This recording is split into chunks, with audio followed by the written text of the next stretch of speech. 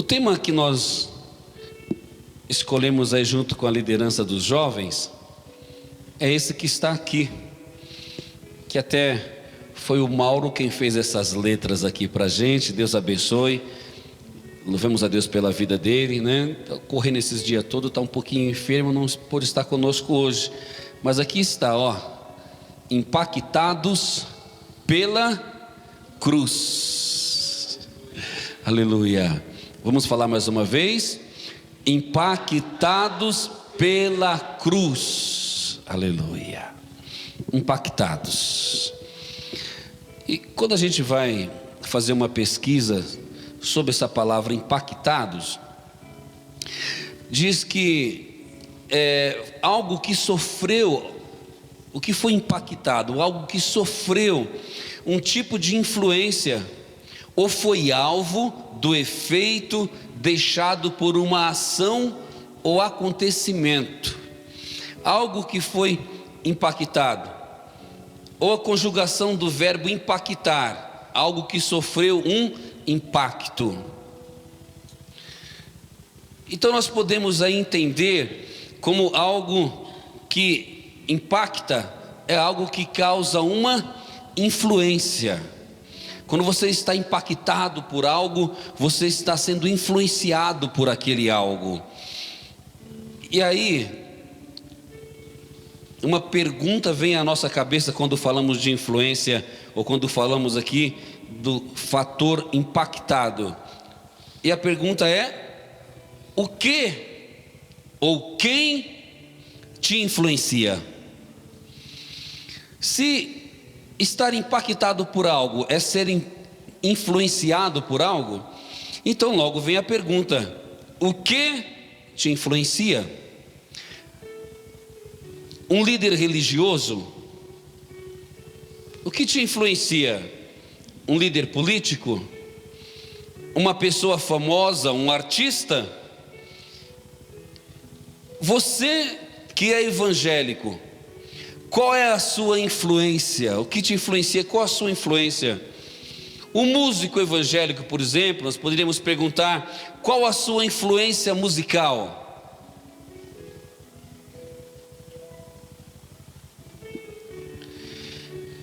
Ou qual a sua influência na palavra, ou na retórica, ou em qualquer segmento, ou área, ou responsabilidade que você ocupa? Em quem você tem se espelhado? Pergunta para o seu irmão que está do seu lado aí, pergunta para ele: o que tem influenciado você? Pergunta. O que tem te influenciado? Aleluia. Ou então vamos ainda um pouquinho mais usar a palavra do tema ali da nossa pregação nesta noite. Pergunta para o seu irmão: o que tem impactado você? Pergunta. Aleluia, glória a Deus. O que te encanta, não é? O que te encanta, o que mexe com você, o que te influencia. Pessoas que você segue nas redes sociais. Já procurou fazer uma pesquisa, queridos, para saber a história de vida, ou de onde essas pessoas saíram, ou que segmento essas pessoas pertencem? Como cristão, você tem procurado saber qual a linha de pensamento, ou o caráter e a reputação dessas pessoas que você vê na internet falando tantas coisas e você acaba se encantando com elas? Esses dias eu fui fazer uma pesquisa no Google. Até o Google, que é uma ferramenta poderosa de pesquisa, nos auxilia muito, mas às vezes é tendencioso. Eu trazer uma palavra esses dias sobre nós valorizarmos o que as pessoas, com a opinião das pessoas a nosso respeito, porque afinal de contas pode estar aí uma boa crítica sobre as nossas atitudes, o nosso comportamento, e uma pessoa que está fora, às vezes nós achamos que estamos abafando, né? Fazendo uma coisa muito bonita, agradável, e alguém olha e fala assim: ó, você não está mandando bem nisso aí não, tá feio. Não é verdade? Então a pessoa de fora consegue enxergar isso. Então eu, querendo falar sobre isso, eu fui fazer uma pesquisa no Google, né? O que as pessoas pensam ao meu respeito, a nosso respeito. E aí o Google foi me lançando para várias respostas, e todas elas eram nesse mesmo caminho, nessa mesma direção. Você não deve olhar para o que dizem de você. Você não deve dar importância para o que dizem de você. Seja mais você. Você é o que interessa, e o que falam de você não deve te preocupar. Viva a sua vida, faz o que você quer. Era tudo nesse segmento. E eu fui tentando mudar a pesquisa para ver se alguma coisa se encaixava dentro daquilo que eu estava procurando, mas todas elas tinham essa tendência: seja você o que você quiser ser, e não ligue para o que falam. Não é bem assim, não é? Não é bem assim. Pois bem, você também tem aí alguns youtubers, falei certo? E alguns bloggers, é isso? Que você consegue, que você acaba seguindo, que pessoas acabam seguindo, e que trazem valores morais deturpados, que não condizem com uma vida cristã saudável. Pessoas que distorcem a palavra de Deus, que formam opiniões erradas e acabam colocando isso, influenciando pessoas, os nossos adolescentes, nossos jovens e até pessoas de mais idade já vivida, acabam sendo influenciadas por esses pensamentos. Coisas que a Bíblia tanto diz que não devemos fazer, não é assim que devemos nos comportar, mas essas pessoas simplesmente falam: não, isso é normal, você tem que fazer, porque se te faz bem, então está tudo certo. Então, querido, o ser humano tem que conviver todos os dias com a dura realidade da vida. E a realidade da vida, muitas pessoas estão vivendo sob conflitos. Muitas pessoas estão vivendo com problemas familiares, têm que conviver com as suas fragilidades. Umas lutam contra o pecado, outras simplesmente se entregam a ele, vivendo com traumas, e procuram algo em que possam se apoiar, que seja relevante e lhes tragam algum conforto, paz, segurança. Muitas vezes estamos rodeados por essas pessoas que estão sofrendo e estão aí dentro desse perfil que nós falamos, e por esta razão devemos falar de Jesus para elas e apresentar para essas pessoas que existe uma cruz, e a mensagem dessa cruz, o Cristo que veio para dar a sua vida pela humanidade, pode impactar essas pessoas que estão precisando ouvir essa mensagem. Tem uma mensagem dentro de você, porque você vem aqui todos os dias ou todos os domingos e você ouve, você está sendo impactado por esta mensagem, e pessoas que estão ao seu redor estão precisando ouvir isso de você, estão ouvindo da sua boca. Eu vou dar um exemplo para você sobre o que é impactar, uma influência. Por exemplo, você sabe que se fala muito já há algum tempo sobre aquecimento global. E esse aquecimento global, ele tem causado um impacto na Terra. E esse impacto que ele tem causado tem trazido consequências. Porque a influência, ela tem esse poder de trazer consequências. O impacto ou a influência é só um primeiro momento, é a primeira ação, e depois desencadeia toda uma reação. O impacto é como uma ação que produz uma reação. Então a Terra, ela é impactada por este efeito chamado aquecimento global, que produz o El Niño. O que é o El Niño, que tanto se falam por aí? Fenômeno natural categorizado como uma anomalia climática. Esse evento climático acontece em razão do aquecimento anormal das águas do Oceano Pacífico. Então nós vamos olhar para os Estados Unidos e ver o efeito desse impacto, dessa influência, deste aquecimento global. Nos Estados Unidos nós vamos ver, por exemplo, muitas áreas sendo afetadas por fortíssimas secas e outras por nevascas intensas, chuvas. Áreas desertas do território de Peru, por exemplo, passam a sofrer com fortíssimas secas em várias de suas regiões e sofrendo também com rápidas os índices pluviométricos, ou seja, muita chuva, aquecimento. A Índia sente uma elevação acentuada de suas temperaturas, tempestades. Na Austrália, o povo australiano sofre com uma difusão de tempestades torrenciais. O Brasil, por exemplo, que é um país continental, porque é muito grande, nós vemos esses fenômenos acontecer aqui em várias regiões do país. Lugares que eram caracterizados por secas estão sofrendo com muita precipitação de águas. Lugares que eram caracterizados por serem, por exemplo, São Paulo, que é a terra da garoa, nós enfrentamos aí secas e até racionamentos de água. Mudando. Isso é uma influência do clima, é uma influência, um impacto que o clima tem causado na terra e tem trazido consequências. Vocês ouviram falar do tsunami lá no Japão em 2011? O tsunami no Japão em 2011, ele vitimou mais de 18 mil pessoas. E teve um vazamento na usina nuclear. Esse vazamento de Fukushima desabrigou 30 mil pessoas. 30 mil pessoas deixaram suas casas e saíram.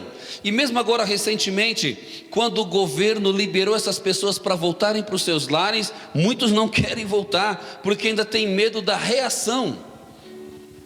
O impacto que o tsunami provocou no Japão, a influência sobre fatores naturais, fatores da natureza. E esse impacto, essa influência mudou a vida de muitas pessoas, mudou o comportamento de muitas pessoas, mudou a rotina diária de muitas pessoas. Essa influência provoca essa reação. A influência, ela causa mudança, ela provoca mudança. Repitam comigo: a influência provoca mudança.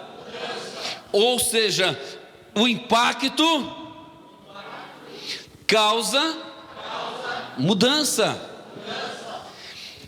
Estar impactado é estar sofrendo uma transformação diariamente. Se você está impactado por coisas ruins ou por coisas que têm influências malévolas, essa mudança vai sempre ser para a pior. Mas se você está sendo impactado por Cristo, pela mensagem da cruz, você vai mudando todos os dias para melhor, vai se transformando numa criatura melhor, uma pessoa melhor, um pai de família melhor, um filho melhor, um servo de Deus melhor. E nós vamos mudando e transformando e sendo transformado pela glória e a presença de Deus e a mensagem de Cristo na nossa vida. Aleluia, aleluia. Uma mensagem poderosa que transforma, que muda pensamento, que muda o homem. Então, todos no Brasil, queridos, já ouviram falar, por exemplo, da Lava Jato e do juiz e diácono da Igreja Batista, chamado Sérgio Moro, que mudou o jeito de fazer política no país, não é? Daqui para frente, quando você for votar, você vai olhar alguns aspectos que antes você não olhava. Você vai cuidar de prestar atenção em alguns detalhes que antes passavam despercebidos. Hoje não são só detalhes, são coisas gritantes que você vai prestar muita atenção. Então a moda também influencia as redes sociais e como, influenciam televisão, novela tem um grande e assombroso poder de influenciar, de impactar a sociedade, e não para o bem, para o mal. Porque a mudança que traz no comportamento é aceitar aquilo que nós, como cristãos, deveríamos estar rejeitando, o que nós deveríamos estar condenando e rejeitando para nossas vidas, para a nossa família, nós estamos aplaudindo dentro de casa, no meio da sala, e abraçando para nossas vidas como sendo uma coisa normal. E pela repetição, você sabia que até uma mentira, quando é repetida por várias vezes, você começa a aceitá-la como verdade? Sabia disso? É por isso que toda hora alguém fala assim: ó, fulano lá não é culpado não, hein? Ele não é ladrão não, ele é vítima, é perseguido. E aí todo mundo fala: coitadinho, ele é um perseguido. Aí faz lá uma pesquisa que ninguém sabe de onde veio, 70%. Que coisa, hein? Por que está de vermelho aí, cidadão?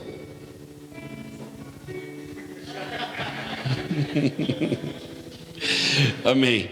Pois bem, queridos, então vamos ler o tema ou o texto nessa noite referente a isso que nós estamos falando. E o texto está aos Gálatas, o capítulo de número 2, o versículo de número 20. Nós vamos ler aí o texto, ou seja, o tema da nossa pregação. Diz assim: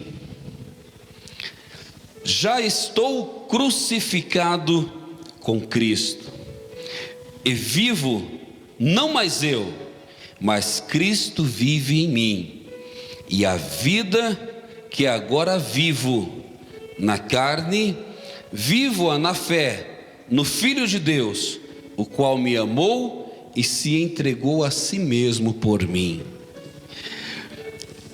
O apóstolo não fala assim: a minha vida, não. Ele fala assim: a vida que eu vivo, porque ela não é minha, ela é de Deus. Porque a vida que eu vivo, ela está crucificada com Cristo.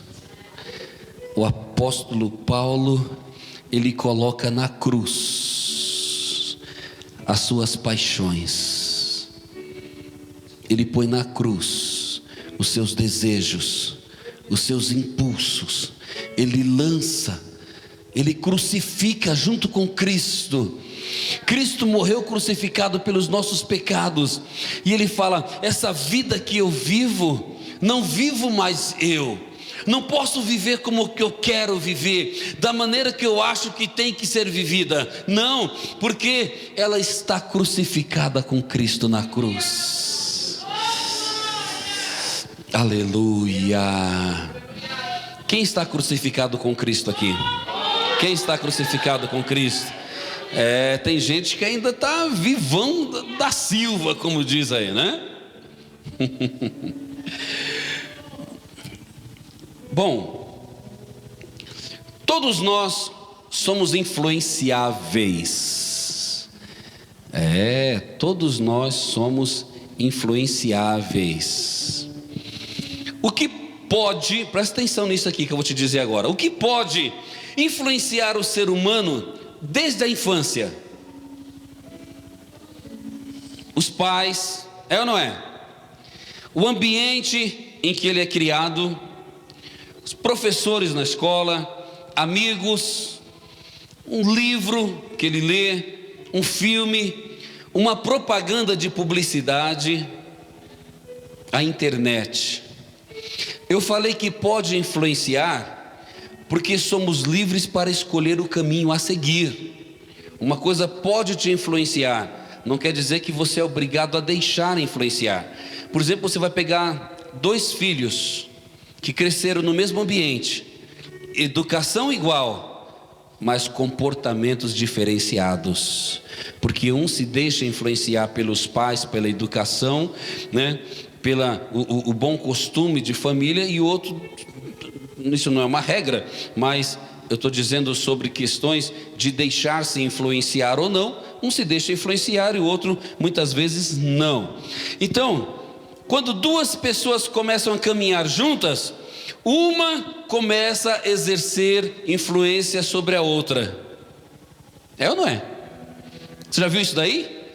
Quando duas pessoas começam a caminhar juntas, mesmo pessoas que têm costumes diferentes, mas uma começa a assimilar o costume da outra. Uma começa a assimilar o gosto da outra. Olha, eu não gostava desse tipo de música, mas agora que eu comecei a ouvir junto com você, eu amo esse tipo de música.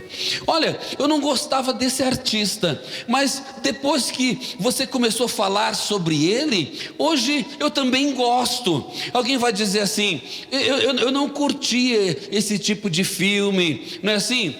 Mas hoje, através de estar com você, eu não gostava desse tipo de roupa, porque as pessoas são influenciáveis.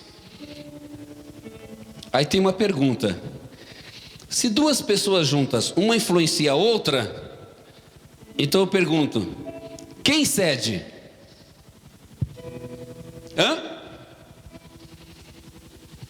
Quem cede?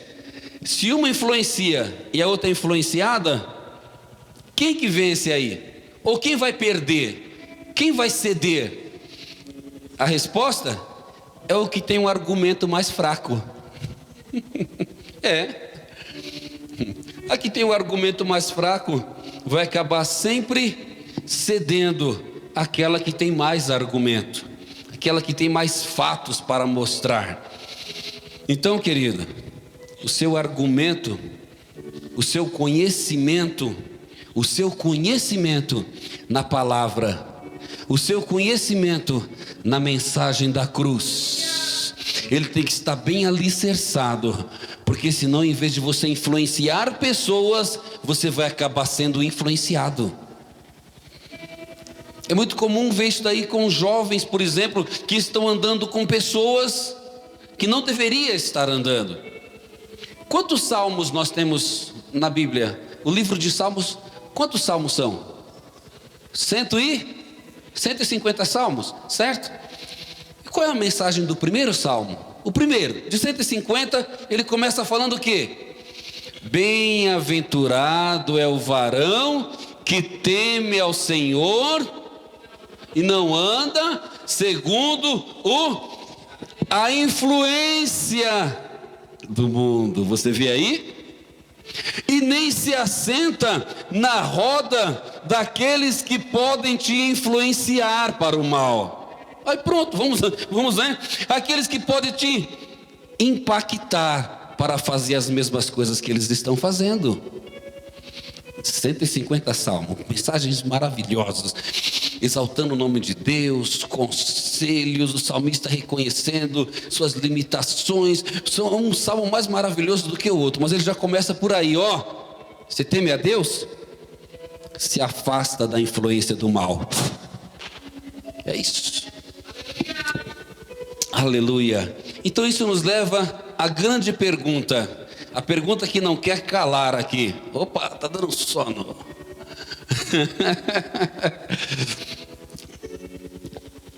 E você vai perguntar para o seu irmão, porque você já perguntou hoje, mas gostaria que você perguntasse de novo. E agora já, com um pouquinho que nós falamos aqui nessa noite, vamos ver se isso já vai provocar uma reação mais forte nele. O que tem te influenciado? Pergunta para ele assim, ó: o que tem causado impacto na sua vida? Pergunta. Quais valores você tem deixado te impactar? Aleluia, aleluia. Romanos 6, 11 e 12. Assim também vós considerai-vos certamente mortos para o pecado, ou mortos para o mundo, mas vivos para Deus, em Cristo Jesus nosso Senhor. Ponto. Aí ele fala: não reine, portanto, o pecado em vosso corpo mortal, para lhe obedecerdes em suas concupiscências. Olha só, não reine as coisas erradas na sua vida.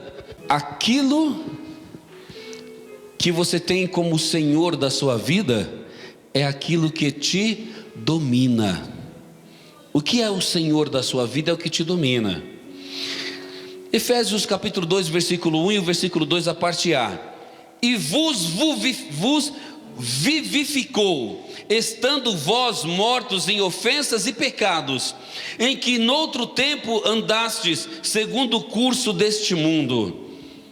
Então, em outros tempos, nós andávamos longe de Deus, mortos para Deus, e vivo para o mundo, vivo para o pecado, mas mortos para Deus.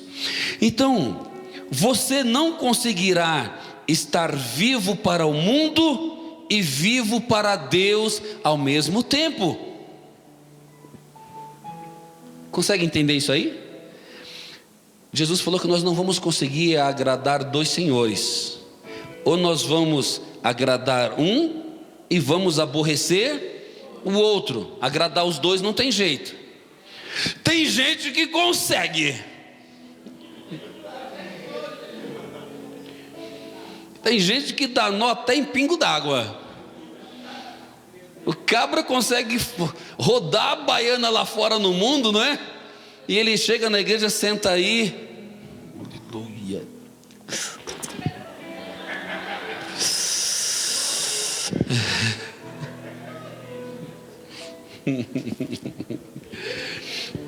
Mas Jesus falou: é impossível, você não vai conseguir agradar. Então aqui também está nos dizendo a palavra de Deus: você não vai conseguir estar vivo para Deus e vivo para o mundo. Então preste atenção nisso, querido, nessa grande verdade que eu vou falar para você aqui nesta noite. Preste atenção.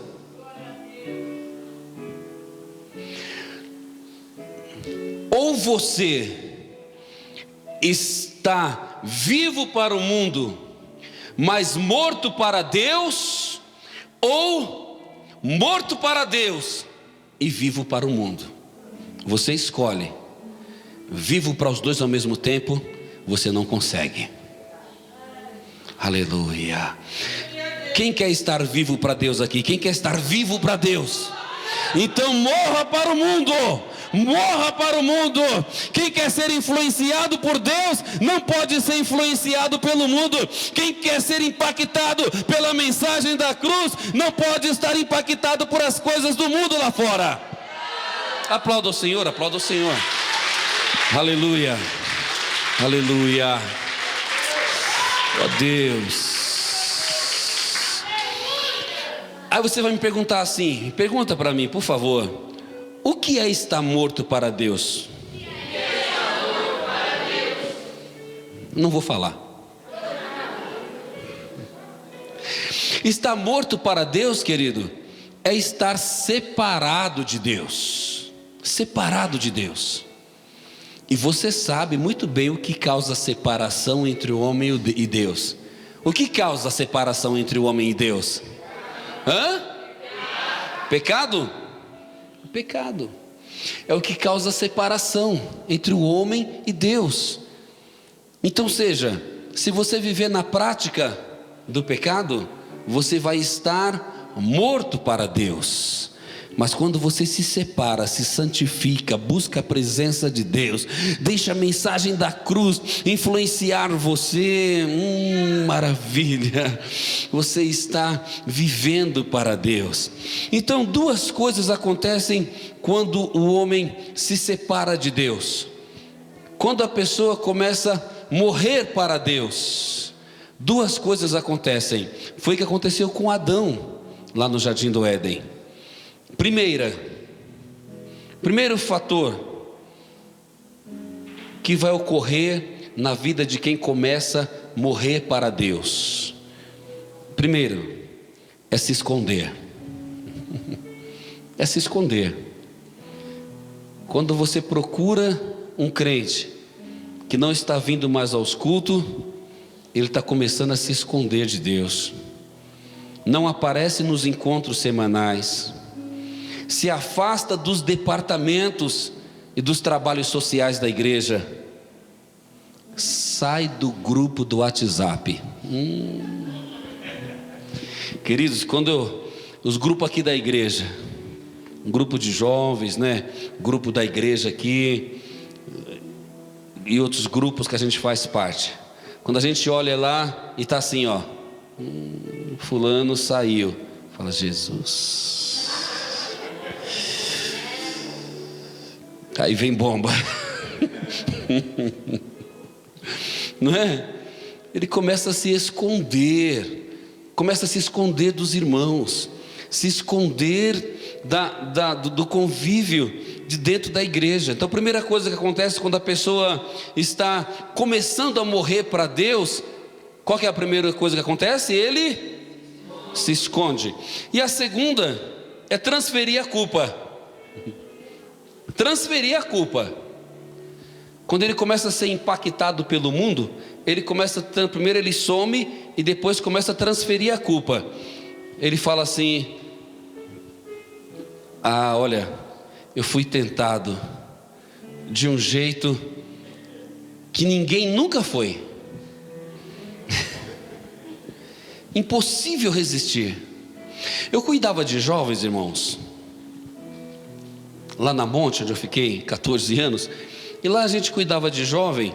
E um dia numa reunião com os jovens, a gente tendo um bate-papo, um assunto assim bem franco, né? E a gente falando sobre justamente esse tema aqui, tentação e tal. E nós tínhamos um jovem lá, que ele era um jovem assim diferenciado. Mas ele era diferenciado, não por ser mais santo, mas o jeitão de vestir, né? Enquanto os jovens lá iam de camiseta, ele estava sempre de terno, gravata, um sapatão assim que brilhava longe, e todo aquele jeito austero de ser, né? Andava de nariz empinado. Aleluia!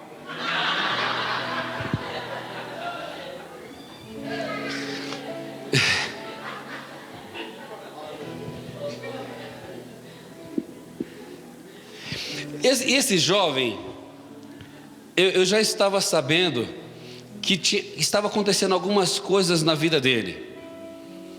Ele foi morar na casa de um irmão lá no interior, e ele acabou traindo a confiança que o casal colocou nele, e teve relação com as filhas do irmão.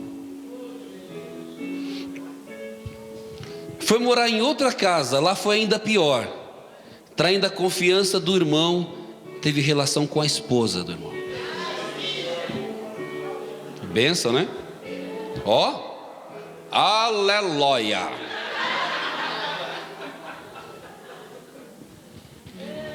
Era santidade em pessoa.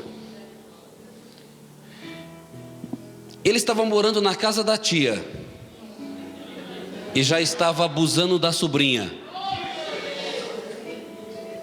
E numa reunião assim de jovens, ele era metido a galã, né? Gelzinho no cabelo e tal. Aí numa reunião de jovens, ele ainda quis meter uma bronca ainda na gente que estava ali. Ele era o tentado, o galã. Todas as tentações do mundo eram só sobre a vida dele.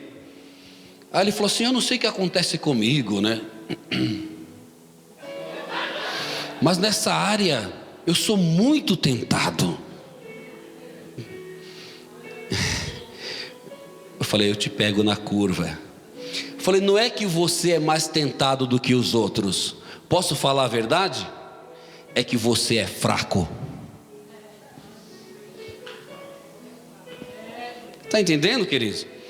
Não é que você é mais tentado do que outras pessoas foram, é que você acaba se entregando rapidinho.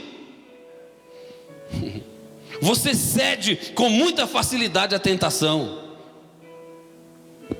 Mas a mensagem da cruz é que você resista. Sujeitai-vos, pois, a Deus, resistir o diabo e ele fugirá de você. Aleluia! Sujeitai-vos a Deus, se submeta à vontade de Deus, seja impactado pela mensagem da cruz, e você vai resistir o diabo. Aleluia, né? Aí você vai chegar aqui bem simplesinho, né? Com a roupinha simples e tal, não é verdade? Fala, assim, uma benção. Então, querido, transferir, a primeira coisa é falar: olha, pastor, eu sou mais tentado, não foi culpa minha, eu estava lá no meu canto quietinho, foi essa tentação dos infernos. Culpar os amigos que influenciaram. Irmãos, eu não queria, mas os meus amigos me forçaram, eles me amarraram, colocaram aqui uma faca no meu pescoço e falaram: se você não fizer, a gente te mata. É assim, irmão? Será que é assim mesmo? Culpar a igreja ou alguém na igreja que o entristeceu. O infeliz, ele vai embora da igreja e aí depois ele fica lá: fulano não olha para mim, ó, ciclano olhou feio para mim, o irmão lá falou um negócio que eu não gostei, foi o filho do irmão, a filha da irmã, não sei o que. Queria vergonha na cara, rapaz. Assuma que você está louquinho para correr para o mundo lá fora e não fica colocando a culpa nos outros. Culpar o pastor, né? O pastor foi muito duro. Tínhamos uma pessoa na nossa família. Pense em alguém com coração duro, irmãos. Pense em alguém com coração duro. Não, pense um pouquinho mais. Não queria nem saber de Deus. E de repente se converteu. E começou a ir para a igreja, e Deus Deus fez uma transformação. A gente olhava assim: meu Deus, que coisa tremenda, como Deus transforma o coração da pessoa. E ele estava indo, se batizou, estava firme na igreja, e ele estava desempregado e tentando ali um servicinho informal, não é? Mas com umas dificuldades muito grandes, e não deu certo. E um dia ele falou: não vou mais para a igreja. Oxe, por quê? Que eu vou para a igreja e Deus não dá o que eu quero, Deus não me abençoa, as portas não se abrem, então não vou mais. E não foi mais mesmo. E isso já se passaram aí já uns 20 anos e ele nunca mais foi para a igreja, nunca mais. Então muitas pessoas falam assim: eu não vou servir a Deus porque Deus não dá o que eu quero, como se Deus fosse obrigado a ficar lá em cima no céu, concedendo todos os desejos de todo mundo. Irmão, eu costumo falar, e vou dizer mais uma vez: Deus não deve nada para ninguém. Para ninguém. O que Deus tinha que dar para nós, Ele já deu. O que Ele tinha de mais precioso no céu, o seu Filho, para vir, para morrer na cruz, por mim, por você, para nos dar o direito que antes nós não tínhamos, de ter esse acesso, e de um dia partir daqui e termos a vida eterna.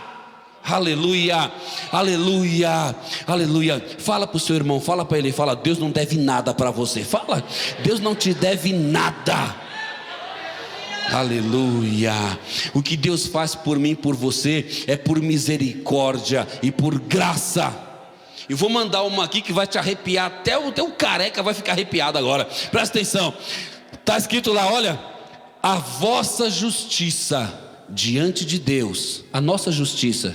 Quem se acha justo aqui? A nossa justiça diante de Deus, sabe o que é? Trapo de imundícia. Querida, nós não somos consumidos, ainda diz a Bíblia, por causa da? Porque eu sou bonzinho? Porque eu sou retinho? Não, Senhor, pela misericórdia de Deus. Então, querido, achegai-vos a Deus e Ele se chegará a vós. Mas tem muita gente que pensa que não, é Deus que tem que ceder. Se Ele não vir, eu não vou. Se não descer um anjo para falar comigo, não vou para a igreja, não vou.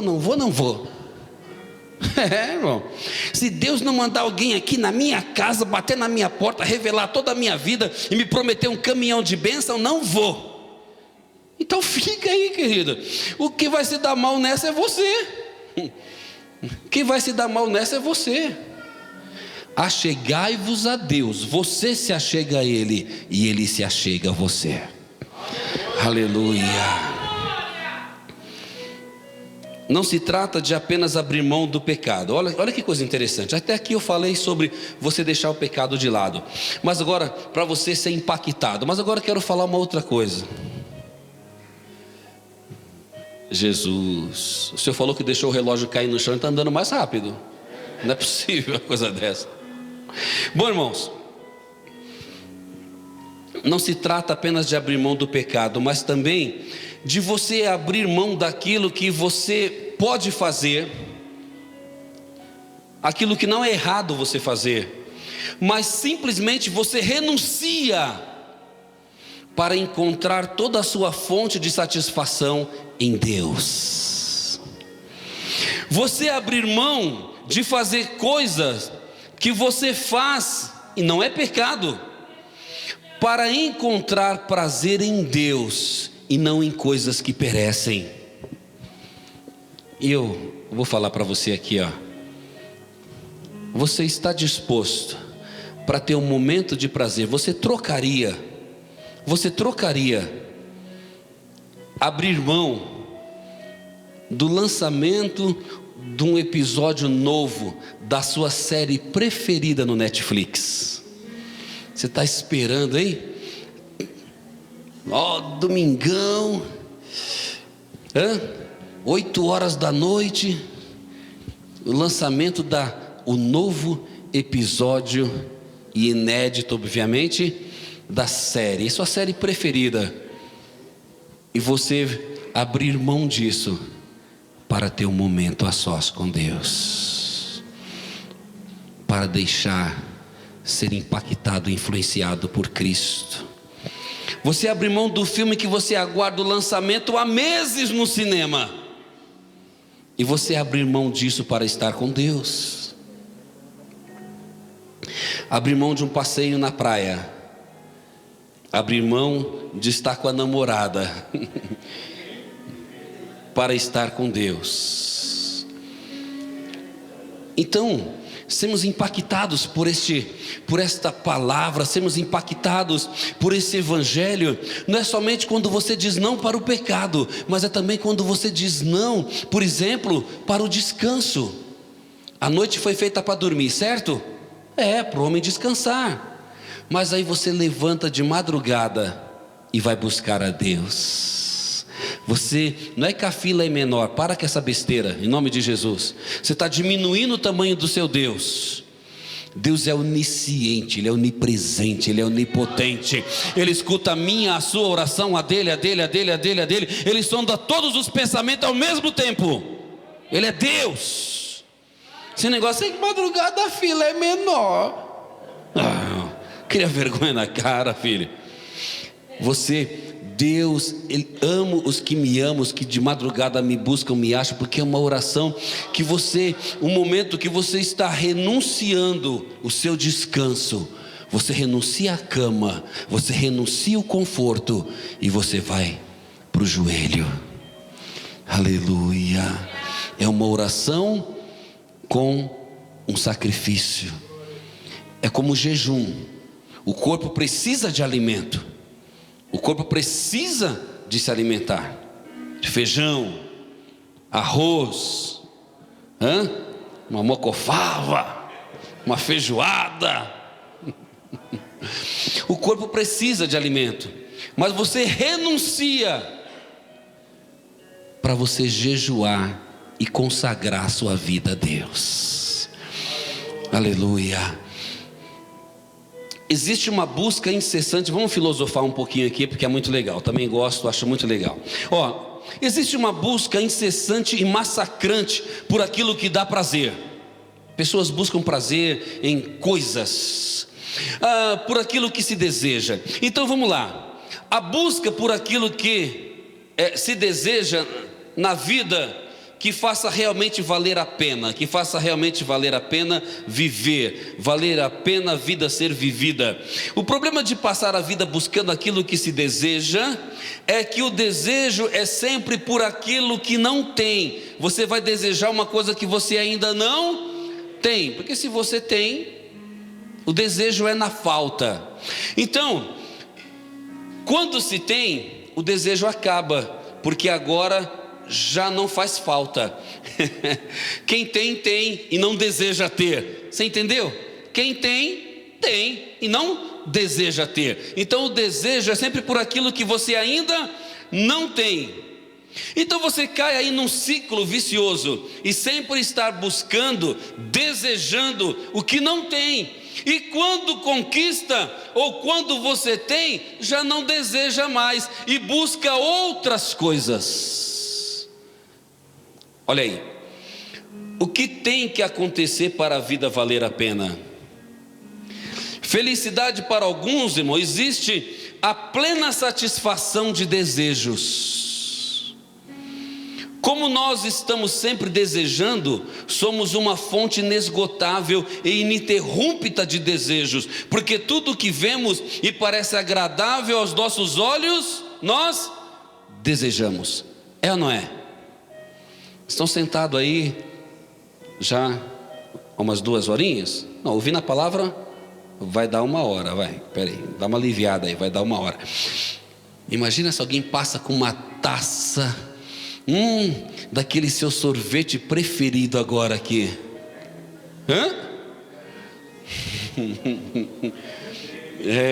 Mas vamos lá, por um carro, por exemplo, novo que ainda não é seu, uma casa nova que ainda não é sua, mulheres, né, que desejam ver uma bolsa na vitrine e fica desejando uma blusa nova, né, assim, as mulheres sabem disso, e de preferência que ninguém tenha, porque a mulher quer morrer quando chega na igreja e a irmã está com uma blusa igual a dela. Eita! Vai sentar lá atrás, filha, vai, sai daqui, você está me queimando o meu filme, vai sentar lá no fundo. É chato, não é?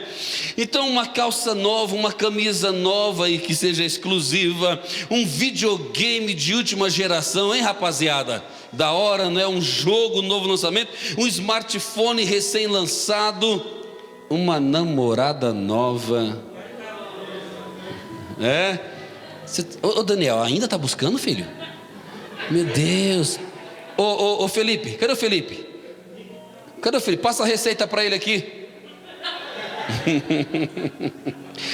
É uma busca frenética para satisfazer os desejos, para que avance para novos desejos e que tivesse condições de realizá-los. Isso é angustiante, irmão, porque dentro deste prisma aí, a felicidade seria algo impossível. Se ser feliz é ter o que eu desejo, então eu nunca vou ser feliz, porque eu sempre vou estar desejando o que eu não tenho, e quando tenho, não desejo mais, porque já não faz mais falta, eu já tenho. Então eu vou estar sempre buscando.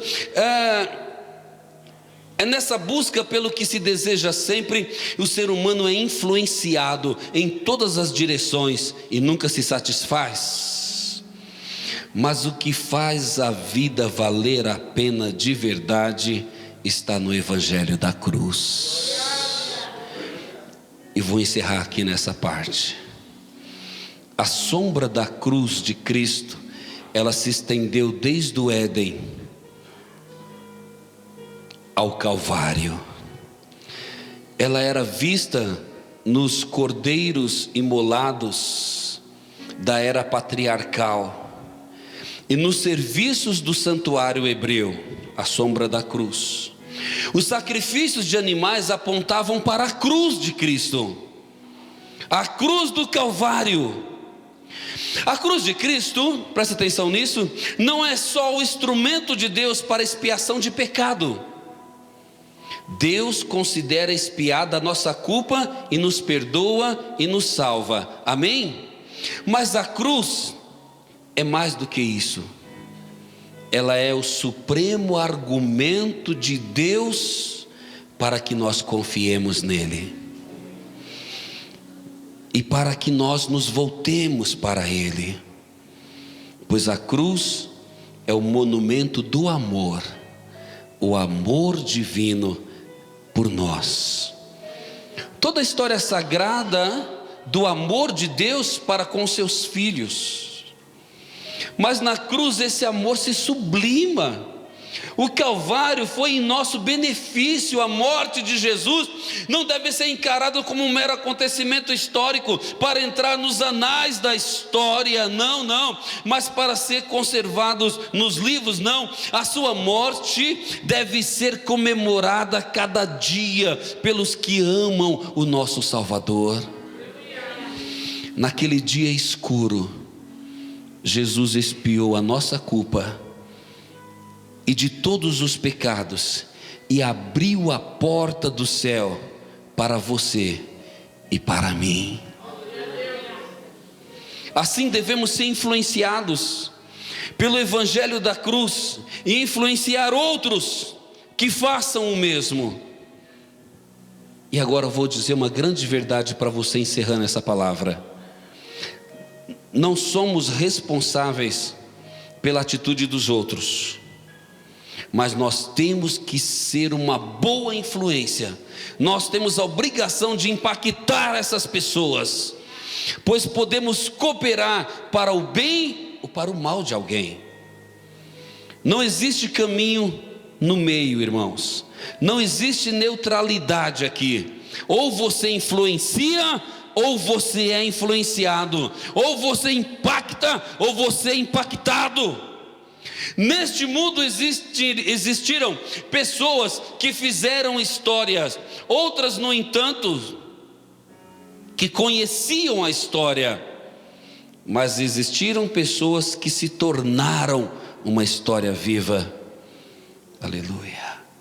No entanto, existem milhares de pessoas que não farão história, nem a conhecerão e nem se tornarão história. Pessoas cuja biografia só constará a data de nascimento e o seu falecimento. Não conquistaram, não realizaram nada nessa vida. Elas não deixarão nenhum legado, porque não influenciaram ninguém, não impactaram ninguém. E aí eu pergunto, e você vai perguntar para o seu irmão agora, fala para ele, e aí? Fala. Você influencia ou é influenciado? Você causa impacto nas pessoas ou você é impactado por todos? Aleluia. Você tem exercido a função para a qual Cristo te chamou? Vós sois o sal da terra e sois a luz do mundo.